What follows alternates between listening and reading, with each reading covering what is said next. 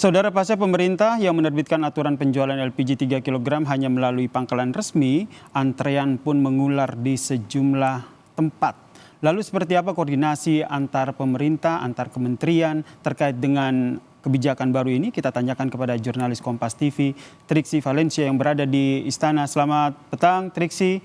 Kalau kita lihat ini dampak dari kebijakan ini, banyak sekali antrean yang mengular di berbagai wilayah.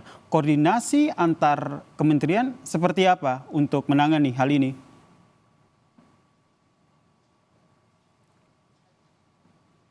Ya, Sir, memang kalau terkait dengan hal ini masih terus dibahas ya, terkait dengan dampak kemudian apa yang menjadi ya betul dampak ketika kemudian pengetatan penjualan gas LPG 3 kg ini diterapkan per 1 Februari 2025. Kalau kita lihat di lapangan betul sekali ada antrian, kemudian juga ada keluhan-keluhan dari para pedagang khususnya yang biasanya berjualan gas LPG kini kemudian tidak bisa menjual dan tentu saja terjadi pengurangan pendapatan ataupun juga mata pencaharian dari mereka. Nah, hal-hal ini yang kemudian juga akan menjadi evaluasi tentu saja bagi pemerintah ataupun juga dalam hal ini adalah Kementerian ESDM ya, yang juga sebelumnya dalam pertemuan ini sempat membahas ataupun juga sempat menyampaikan bahwa terkait dengan pengetatan ini memang tujuannya adalah untuk menjaga distribusi dari LPG itu sendiri.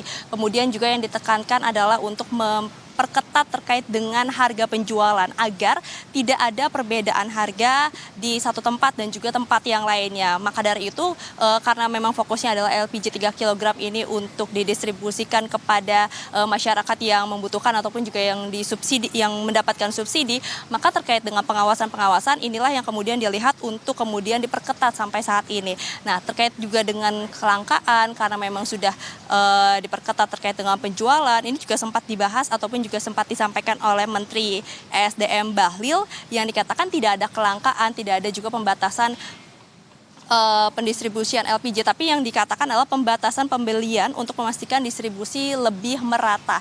Jadi ini adalah hal-hal yang kemudian ingin dicapai ataupun juga dituju dengan adanya pembatasan LPG yang kita lihat juga sebenarnya sebelum dilakukan pembatasan penjualan LPG 3 kg per 1 Februari ini sudah ada beberapa hal terkait dengan pengetatan pembelian gas LPG. Kita ingat beberapa waktu lalu ketika masyarakat ingin membeli gas LPG ini diharuskan membawa KTP ataupun juga menunjukkan kartu identitasnya untuk bisa membuktikan bahwa memang pembeli ini adalah yang mendapatkan subsidi ataupun juga memang masuk dalam golongan yang bisa mendapatkan gas LPG dengan harga yang sudah disubsidi. Nah, kemudian barulah tanggal 1 Februari ini kembali diperketat dengan tidak menjual gas LPG kepada pedagang-pedagang eceran. Tentu sebenarnya Yasir dan juga saudara yang memang diharapkan adalah terkait dengan evaluasi bagaimana kemudian pemerintah ataupun juga dalam hal ini adalah Kementerian ESDM ini melihat seperti apa dampak-dampak yang kemudian dirasakan oleh para penjual yang sebelumnya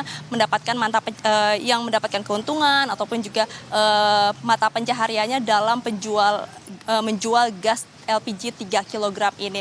Nah, ini yang belum ataupun juga masih dikoordinasikan, masih belum didapati terkait dengan keterangan ini Yasir dan juga saudara. Tapi tadi kami sempat menanyakan kepada Ketua MPR terkait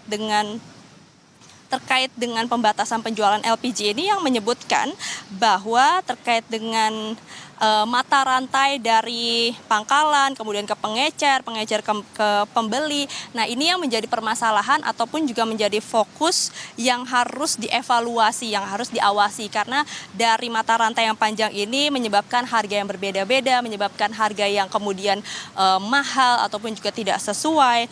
Lalu kemudian ada jarak juga yang menjadi faktor-faktor pedagang ini kemudian menaikkan harga. Nah, inilah yang tadi dikatakan oleh Ketua MPR untuk menjadi pengawasan dari pemerintah agar pemberian subsidi melalui gas LPG 3 kg ini tepat sasaran dan juga sesuai dengan masyarakat yang membutuhkan. Maka dari itu diperlukan terkait dengan pengetatan ini. Tapi kita nantikan Yasir seperti apa evaluasi ataupun juga respon dari pemerintah termasuk dari Kementerian SDM terkait dengan dampak-dampak yang dialami oleh masyarakat yang menjadi kesulitan membeli gas LPG karena harus mengantri. Lalu kemudian yang kedua adalah pedagang-pedagang yang kehilangan mata pencahariannya ketika dia sudah tidak bisa lagi berjualan gas LPG. Yasir.